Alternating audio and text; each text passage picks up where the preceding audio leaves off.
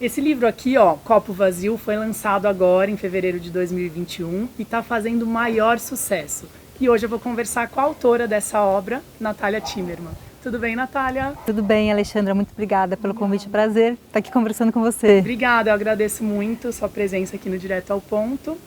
Olha só, a Natália, além de ser escritora, ela é médica, psiquiatra, ela também é mestre em psicologia clínica, né? E agora doutoranda em literatura na USP. Então ela é uma mulher multiatividades. Como a maioria das mulheres, Como né? Como a maioria das mulheres.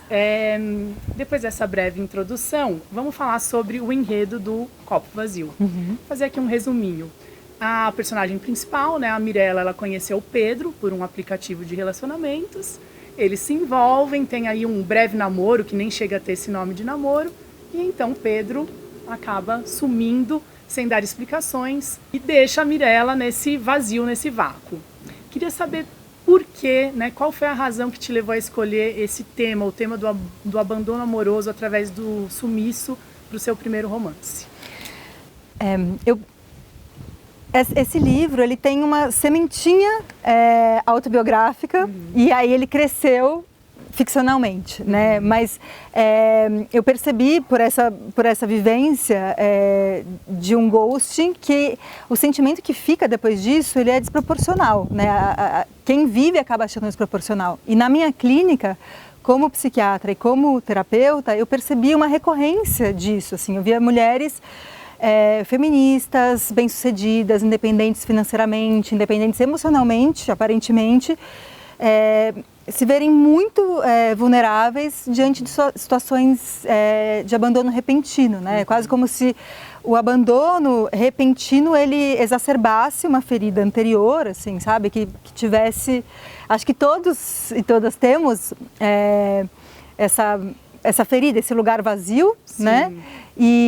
Mas esse abandono abrupto, esse sumiço repentino que deixa sem explicações, deixa isso muito, quase como se fosse em carne viva, assim, isso sabe? Que eu até ia perguntar, né? O abandono é triste de qualquer forma, mas acho que então quando é dessa forma, sem explicações e muito abrupto, piora a sensação de tristeza. Sim, certamente, né? Porque a pessoa, ela é quase como se um vácuo fosse criado, né? E aí a pessoa tenta preencher, vácuo, quando tem um vácuo na física, vai ser preenchido. Ele vai ser preenchido de alguma coisa. O vácuo é preenchido de alguma coisa sempre, né? Então, fantasias, culpa, a pessoa fica se perguntando se ela é responsável pela pessoa ter ido embora.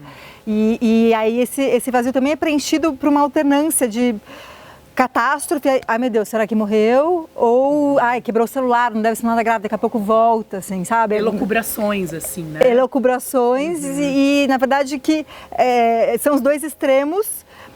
É quase como se é um pêndulo que fosse de um lado para o outro e que não consegue parar na simples verdade de que... Alguma coisa muito trágica ou algo muito banal. Muito trágico ou muito banal. Exatamente, mas que não para nesse centro do abandono. Sim. De que ele foi embora porque quis. Porque quis, né? porque isso é muito doído, ter sido rejeitado. Eu estou acompanhando as várias entrevistas que você tem dado e muito tem se falado em como a Mirella, essa personagem, é uma mulher bem-sucedida, né, financeiramente, profissionalmente, como ela é moderna, e como isso talvez não combinaria com o fato de ela se tornar tão dependente desse amor, desse relacionamento amoroso. Eu, particularmente, eu acho que não existe essa correlação entre uma mulher ser muito independente profissionalmente, financeiramente, e não necessitar de alguém, e não sucumbir a uma dependência amorosa. Queria que você comentasse um pouco isso. Eu acho que foi até uma escolha proposital, né, de caracterização dessa personagem, né, alguém que aparentemente tem tudo, né, e que a única coisa que ela não tem é o Pedro, que vai embora, né, e isso faz com que ela sinta que não tenha nada, como se ele fosse a coisa mais importante do mundo, assim, né, eu acho que mais as mulheres, mas também os homens, a gente, não sei, sociedade burguesa, coloca um peso no amor, no relacionamento muito grande, né? É quase como se fosse constitutivo de uma pessoa, né? Você não é completo se você não tiver um belo relacionamento amoroso. Exatamente, né? Falta isso na vida. É sonho de infância, né? É quase como se faz parte do roteiro da vida. Então, na verdade, eu acho que o livro ele tem a intenção de questionar justamente isso, né? Como isso acontece? E hoje, em pleno século XXI, as mulheres tão empoderadas, né? Como que acontece delas? Mas a gente sucumbe. Exatamente. Não só as mulheres, os homens também. E aí eu queria chegar nesse ponto. Eu vejo o tema que você trouxe do abandono mais de uma forma mais universal. Porque eu vejo a incompletude como uma característica intrínseca do ser humano. Então, lógico, nesse caso a personagem é uma mulher, mas também homens sofrem por esse abandono, né? Sim, sim. E foi curioso, até numa das reportagens que saiu, os comentários, acho que a manchete era mulheres independentes também sofrem por amor, e aí os homens reivindicando o sofrimento também. A gente também sofre. Eu também sofro, não são só as mulheres. Sim, a gente viveu isso. Temos um grupo de WhatsApp e a gente estava discutindo esse livro, o seu livro, e os homens reivindicaram também. Peraí, não são só vocês. Mas aí eu queria te perguntar assim, existe uma especificidade no sentir feminino diante de um abandono? Talvez, acho que sim. Talvez tenha uma especificidade do sentir feminino e também sobre a mulher, eu acho que recai um peso maior para estar no relacionamento do que sobre um homem, né? Acho que a sociedade exige mais que a mulher esteja acompanhada, né? Sim, se a gente parar para pensar no termo, na expressão marido e mulher, né? Nessa expressão parece que a mulher só se torna mulher quando tem um marido, né? Então, não é homem e mulher, não, ou marido e esposa. Não é meu homem, é minha mulher, né? Eu os declaro marido e mulher, imagina. Finalmente ela virou mulher, exatamente. Agora que ela conquistou um homem. Natália, esse tema do abandono, né, de uma mulher, ele já é muito recorrente na literatura clássica, né? Então temos Ana Karenina, temos Emma Bovary, e até você cita em algumas reportagens que eu li o Razão e Sensibilidade, né, da Jane Austen, com Marianne. Queria que você comentasse um pouquinho a influência dessas grandes obras já consagradas que trouxeram esse tema no seu livro. É curioso, eu adoraria ter sido influenciada por essas obras, mas não posso dizer que fui porque li depois de ter escrito. Interessante. Mas, e foram assim, por exemplo, Madame Bovary e Ana Karenina foram os dos romances mais maravilhosos que eu já li na vida e li ano passado. Depois que o Copo Vazio estava quase pronto, ainda faltava passar por edição, preparação, mas já estava escrito, né? E são obras escritas por homens, né? Mas que retratam o universo feminino e essas personagens femininas com vigor, com uma força, com uma complexidade impressionantes, assim, e uma atualidade. É muito curioso, né? O Karl Nausgaard, o autor que eu estudo, ele diz isso no romance dele, no último volume da série dele, Minha Luta. Que as pessoas são todas iguais ao longo do tempo. A sociedade muda, mas os sentimentos se mantêm. Sim. Né? Então, e é isso que a gente consegue... Os temas universais do ser humano, né? Eles se mantêm. Podem ser de séculos atrás, mas existe aquele tema. A pessoa está andando de carruagem, mas está sentindo praticamente a mesma coisa que a gente. E eu acho curioso isso, porque eu acho que o Copo Vazio ele tem disso, tem a questão das redes sociais, da internet, do mundo contemporâneo. E eu acho que tudo isso dá pra gente a impressão de que a gente já superou muitas coisas, de que a gente é muito evoluído emocionalmente, mas uma coisa não tem nada a ver com a outra, né, necessariamente. A gente evolui tecnologicamente, mas os sofrimentos humanos característicos do ser humano vão permanecer, né? Eu acredito nisso. Sim, e às vezes a tecnologia, ela exacerba alguns desses sofrimentos, né? Acho que no caso dos relacionamentos, isso é um fato. Sim. Né? Natália, o Copo Vazio eu li, lindo, e li rapidamente. E várias pessoas com quem eu conversei que leram também relatam que leem rapidamente. Acho que a escrita é muito fluida, o pessoal tem relatado isso, de ler em uma sentada, em duas sentadas. Você fez ele em terceira pessoa, né? E traz os temas que até você já tinha falado, da internet, as redes sociais, temas da pós-modernidade, E como a internet, as redes sociais acabam influenciando na maneira como nós nos relacionamos amorosamente, né? Parece que existiu até um novo código para mostrar o desinteresse amoroso, né? Através da internet. Você ignora, você bloqueia, você restringe. E eu vi essa pergunta numa entrevista que você deu para a UOL, eu achei muito interessante, né? Então eu fiz questão de trazer esse questionamento aqui.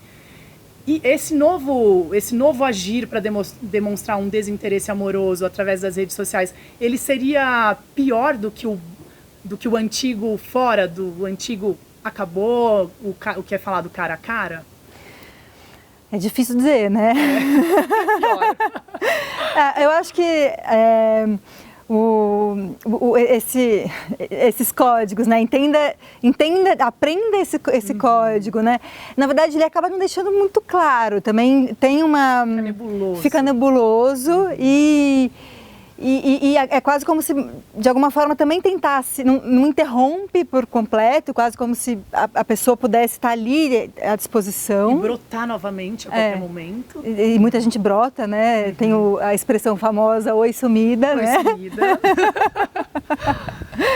Olha tudo que a gente está tendo que enfrentar, né? Com as redes sociais. Exatamente. E já virou até uma piada, né? Sim. Oi sumida. Uhum. Mas... acho que seria difícil de qualquer jeito, né? Acho que essa verdade do abandono é uma verdade sempre difícil, né? Sim. Sendo ao vivo, cara a cara, ou sendo com sinaizinhos através das redes sociais, né? Mas acho que tem alguns... o bloqueio é quase uma porta na cara, né? Sim. Então, você não poder dizer, não poder... expressar, enfim... E falando ainda da internet, né, porque acaba aparecendo bastante no livro, né, a rede social intermediando aí o relacionamento amoroso.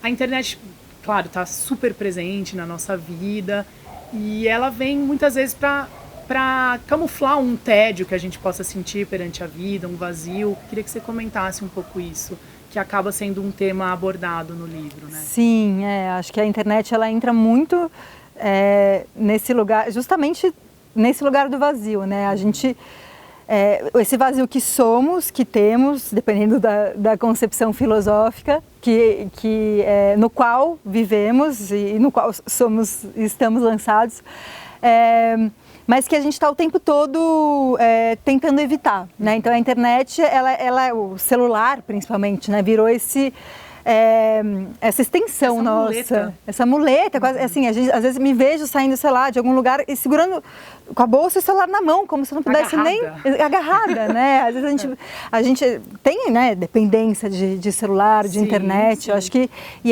e a dependência não só da internet, qualquer dependência, eu acho que ela pode ser olhada como uma dificuldade de suportar o vazio, né? O vazio, o tédio. O tédio, o nada, né? O desejo, de suportar, não satisfazer um desejo, né? De aguentar desejar, simplesmente, né? Sem ter que realizar. Né? Eu vejo assim, o ser humano como um ser incompleto por excelência. Sim. Né? Então, acho que você concorda com essa proposição? Concordo. Somos incompletos e agimos como se fosse possível deixar de ser, né? Mas não é possível. E talvez negar essa incompletude traga mais sofrimento, né, do que aceitá-la. Exatamente. Acho que é uma dificuldade de estar com a gente, né? A internet, as redes sociais, elas estão muito necessidade de likes, de interação, de disposição, postagem. Disposição, eu lembro que faz muitos anos já isso, de ter a sensação de eu estava vendo um pôr do sol e eu pensava em postar, como se eu não pudesse mais viver nada bonito que fosse só meu, né? Como se eu vivesse para mostrar aquilo para as outras pessoas, né? Acho que isso a gente perde a experiência. É como se a experiência só fosse completa se ela fosse relatada, postada, né? Isso é triste às vezes, né? É muito triste. Bem, falar um pouquinho mais de obras aqui de referência. Você está estudando, né, as obras de Elena Ferrante, que é uma italiana contemporânea, e Karl Ove Knausgaard. Karl Ove Knausgaard. É um nome difícil porque ele é norueguês, Isso. também contemporâneo. Você até me contou, né? Karl Ove, mas o pessoal chama ele de Karlov, porque Karl Amor, porque ele é tão gato. Ele é gato mesmo. É um autor de cerca de 50 anos, Sim. Lindo e escreve muitíssimo bem. Eu achei muito legal, estava vendo ali o seu Instagram, de algumas semanas atrás, você postou uma pilha de livros da Helena Ferrante e do Karl, né, somando 4.500 páginas, que é o seu objeto de estudo no doutorado, e você fala até, inclusive, meu absurdo de paixão. Sim. Queria que você comentasse um pouco o estudo desses dois autores contemporâneos e como você conversou com esse estudo para construir a sua obra. Eu acho que o tamanho dessa pilha de livros, que é o meu objeto de estudos, acho que diz a minha maneira de preencher o vazio, né? De tentar preencher o vazio. Exatamente. Vazio, né? Uma linda maneira de preencher. Sim. A literatura é o meu lugar de morada, né? De refúgio. E, bom, a Helena Ferrante, o meu doutorado, ele aproxima e distancia também, né, compara as principais obras desses dois autores, né, a tetralogia napolitana da Helena Ferrante e o Karl Ove Knausgaard e a Minha Luta, a série Minha Luta do Karl Ove Knausgaard. E são duas séries de livro, a dela tem 4 volumes, a dele são 6, cada um grande, cada uma dessas séries contando a narrativa de uma vida, né? No caso dela, 2 vidas, uma amizade, a história de uma amizade, no caso dele é a vida dele. Né? Em ambos os casos, então, cobre um extenso período de tempo. Isso, um extenso período de tempo. E no caso dele, ele fala muito, é autobiográfico dele, ele fala muitos detalhes da vida dele, ele conta muito minuciosamente a vida dele.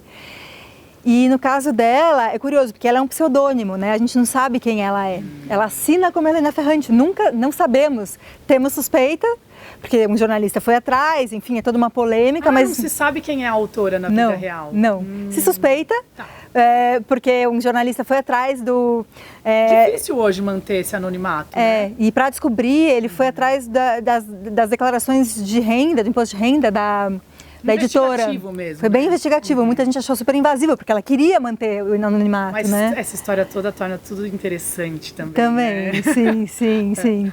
E aí, o que eu busco comparar também é isso, né? Ele se expõe demais e ela se oculta, né? Os dois se fazem personagens... Isso é a postura do autor, né? Do autor. Na verdade, do Karl Ove é do autor e do personagem, que ele se torna... mesmo, né? Exatamente, ele se torna personagem dentro e fora do livro. E ela se torna personagem também fora do livro, porque a Helena Ferrante acaba sendo uma personagem. Ela só responde entrevista por carta. Então tem até um livro dela chamado Frantomalha, que é a compilação de correspondência. Carta? Ela faz questão de... Carta não, é e-mail. E-mail.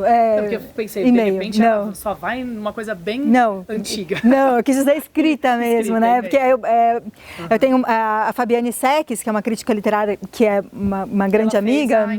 Introdução, né? Fez a orelha. Isso. Ela tem a hipótese de que esse livro, o Frantomalha, de Helena Ferrante, seja um romance epistolar, né? Um romance em cartas, um romance em e-mails, né? Porque, na verdade, a gente não sabe quem é essa autora. Então, é quase como se ela fizesse ela fosse uma personagem. Tá? É uma personagem que que ultrapassa os próprios livros. É uma personagem que vem quase que para o mundo real. Exatamente. Isso. Então, é para isso que eu gosto de olhar, né? Muito interessante. Doutorado. Eu não sabia desse dado. Sim. Helena Ferrante é uma personagem. Muito legal. Bem, você como psiquiatra e também como terapeuta, você atende as pessoas e, obviamente, essas pessoas relatam seus dramas, seus traumas, seus anseios.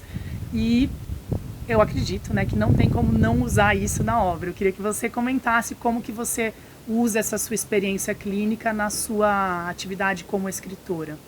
Acho que quando a gente escreve, tudo que a gente vive vai para a escrita de alguma forma. Não só vive, como também lê. Né? Acho que as leituras também, mas a experiência clínica certamente, né? Os detalhes, os tipos de sofrimento. Com certeza, o sofrimento da Mirella tem sofrimentos que eu escutei, né, que as pessoas me confiaram. Claro que assim, não expus ninguém, não né? É identificado. Ninguém é identificado, mas e às vezes é curioso, por exemplo, a Mirella, eu tenho uma amiga que tem certeza que ela é a Mirella, que eu me baseei nela para fazer a Mirella. Ela falou, você me escreveu lá. Eu tenho certeza. Aí eu falei, tá bom, você pode achar que é você. Eu acho que é isso que é legal. Várias pessoas se identificam, né? Algumas até têm certeza disso. Eu fui lendo, eu gosto muito de ir sublinhando os livros. Até nesse eu não sublinhei tanto porque estava tão fluido. Mas eu fui sublinhando umas partes, assim, que são as partes com as quais eu me identificava. E foram várias. Eram frases que eu falava, podia ter saído da minha boca. E eu tenho ouvido muito os leitores relatando isso. Teve uma que falou, é meu diário, vou guardar uma leitora que falou que é o diário dela. Tem sido muito gostoso ver essa repercussão, né? Acho que é legal. Eu vi também que você falou que muitas pessoas têm, depois do lançamento do livro, têm te escrito relatando que é com essa super identificação, né? Mulheres e homens também. Sim. Queria que você falasse um pouquinho do que você ouviu dos homens. Teve homens que me mandaram áudios contando as histórias deles, assim, né? Outros que identificaram detalhes, falaram assim, nossa, é muita coincidência, comigo aconteceu tal pessoa, tal coisa também, e nesse mesmo lugar, sabe? Assim, então, é legal, assim, Acho que é de ver. Um sinal de que uma obra está retratando bem o espírito de um tempo, né? Talvez sim. sim. Um zeitgeist, né? Acho que sim, que bom, né? Bom, que ótimo. Você tem outros livros, né? Esse é o primeiro romance da Natália, mas ela já teve o Desterros, né, de 2017, que falou da sua experiência como médica num centro penitenciário, né? Isso. E também teve o Rachaduras, de 2019, que foi indicado, inclusive, na categoria Melhor Livro de Contos do Prêmio Jabuti. Isso. Que é um dos mais importantes prêmios da literatura brasileira. Queria que você falasse um pouquinho primeiro de Desterros e depois de Rachaduras. Desterros foi a minha dissertação de mestrado, que se transformou num livro, né? Era muito diferente quando era uma dissertação. E a Dona Mingo, que é a personagem principal do livro, ela era um dos meus objetos de pesquisa, entre aspas, né? E aí eu me aprofundei na história dela depois. É uma pessoa real? É uma pessoa... Como se chama? Dona Mingo, na verdade. Dona Mingo? Dona Mingo é o nome que ela escolheu para ela mesma. Tá. Porque eu não mantive nenhum dos nomes, por uma questão de ética, né? De sigilo. Eles eram meus pacientes, né?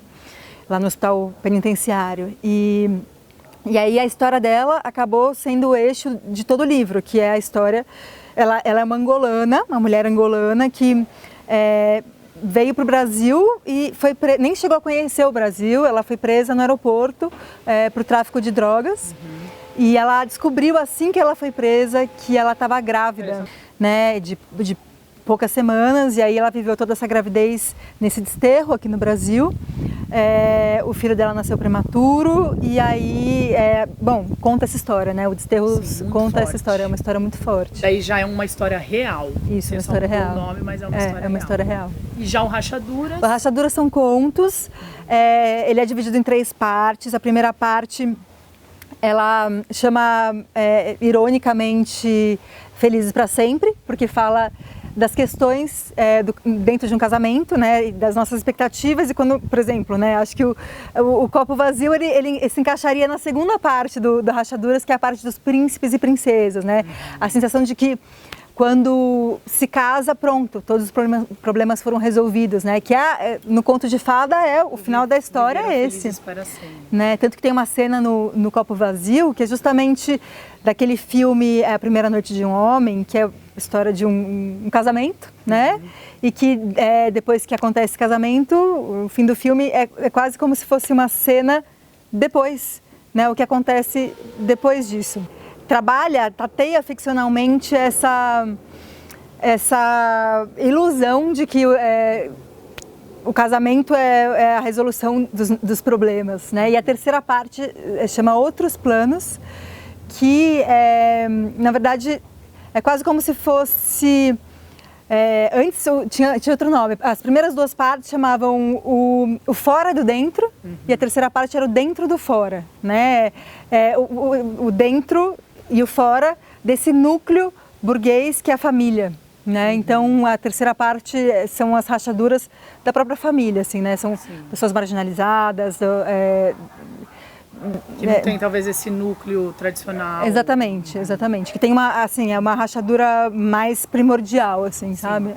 Natália, você escreveu, né, o seu primeiro livro, que foi baseado numa experiência real, né, através da sua convivência com pessoas no centro penitenciário, escreveu o segundo de contos e agora o romance. Então você foi mudando aí de gêneros literários.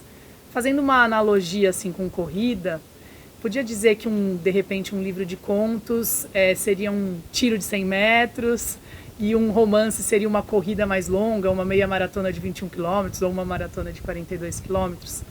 No qual nesse gênero seria necessário mais fôlego. Queria saber se você concorda que é necessário mais fôlego para um romance e se sim, da onde você tirou esse fôlego? Acho que sim, para um romance é necessário mais fôlego, mas também os contos eles têm as suas exigências específicas para um autor, né? Então o conto precisa de concisão, precisa de potência concentrada, sabe? E o romance te dá mais espaço para trabalhar algumas coisas, mais tempo, mais se delongar. Exatamente, para chegar onde você quer chegar. Então cada gênero tem as suas especificidades, as suas exigências e suas especificidades para o autor. Sim, né? Muito legal. Voltando aqui ao enredo do Copo Vazio, eu vou dar um spoiler, tá, gente? Eu já vou avisar. Eu não vou aguentar. É um livro, assim, muito denso, angustiante, né? Porque a gente entra na angústia da Mirella, que é a personagem principal.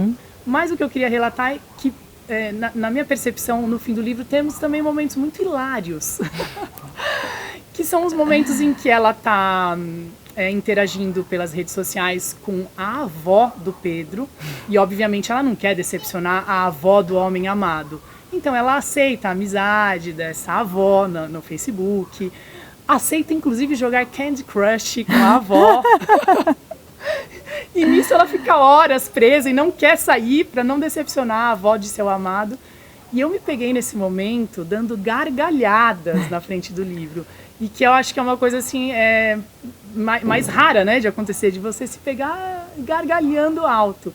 Então eu queria que você comentasse isso, né, se alguém também te relatou isso e tal. Ai, fico muito feliz que você tenha gargalhado, né? Sim. Eu acho que para mim também é raro acontecer de gargalhar, mas teve um livro que me fez ter um ataque de riso, que é aquele Sob os Ossos dos Mortos, da Olga Tokarczuk, que também eu tive um ataque de riso, comecei a rir e o meu companheiro perguntava o que está acontecendo, eu não conseguia falar, assim, eu não conseguia parar de rir. E quando eu gostei desse livro muito por causa disso, assim, sabe? Eu acho que quando um livro é capaz de mexer tanto, que traz essa expressão corporal tão forte, né? Isso eu acho que bom, quer dizer que deu certo, né? Sim. Não, e realmente a gente, nesse momento que eu estava lendo, assim, a gente se pega falando até que ponto a gente se submete por amor, né? E até que ponto chegamos também nas redes sociais para dar supostamente sinais que sejam interessantes para a relação amorosa. É tudo muito cômico, né? Também, né? Sim, eu acho que é tragicômico. Acho tragicômico. Que assim, a risada também dá notícia do absurdo, né? Sim. Do absurdo. Acho que essa risada ele é tão mais engraçado quanto mais absurdo e quanto mais desesperador né? E acho que, enfim, tem algo... O Flaubert tem isso, né? Quase a ironia do Flaubert, ela faz com que quem está lendo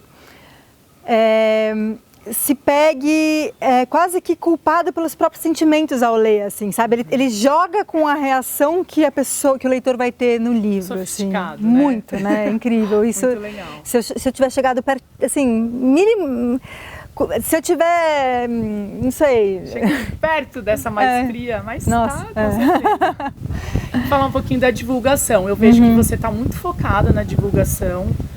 Vejo que você tem dado muitas entrevistas e acho isso maravilhoso da parte de um autor para que o público saiba que aquela obra existe e para que o público possa acessar essa obra.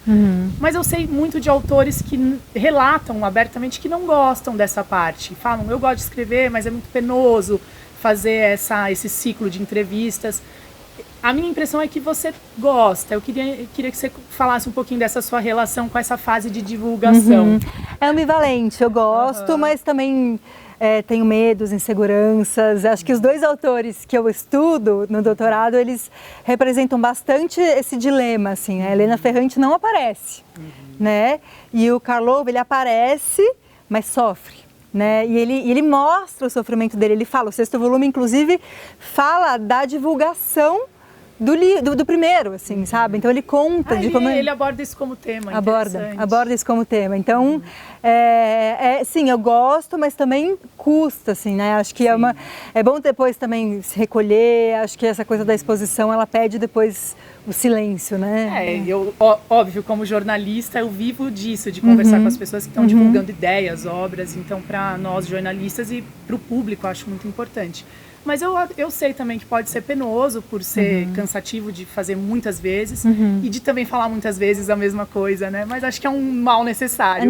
Não, isso eu acho um aprendizado, assim, sabe? Eu acho que eu vou descobrindo coisas do livro conforme eu vou falando. Acho que as perguntas diferentes, ou até perguntas parecidas, mas faladas numa outra situação, num outro dia, assim, eu consigo enxergar de um outro jeito, assim, sabe? Então, acho que o livro também se constitui disso, acho que a leitura vai crescendo, né? Sim, muito legal. Eu gostaria de terminar a entrevista citando a frase de uma autora portuguesa, né, a Matilde Campilho, que inclusive tem uma idade muito parecida com a nossa. Eu descobri que você é do meu ano, 81, né? Quarentamos esse ano. Quarentamos. Um grande marco. Sim. Matilde é de 1982, então uma idade próxima. E ela esteve na Flip no Brasil em 2015...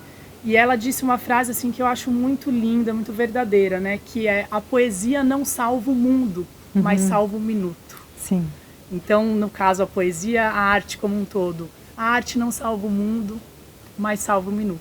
Sim. Então, queria agradecer você por participar do Direto ao Ponto e por ser uma artista que não salva o mundo, mas salva o nosso minuto. Ai, obrigada, Alexandra. Fiquei até arrepiada. E obrigada, Matilde, também, né? Sim, por essa pérola. Obrigada, querida. Obrigada a você. Aí.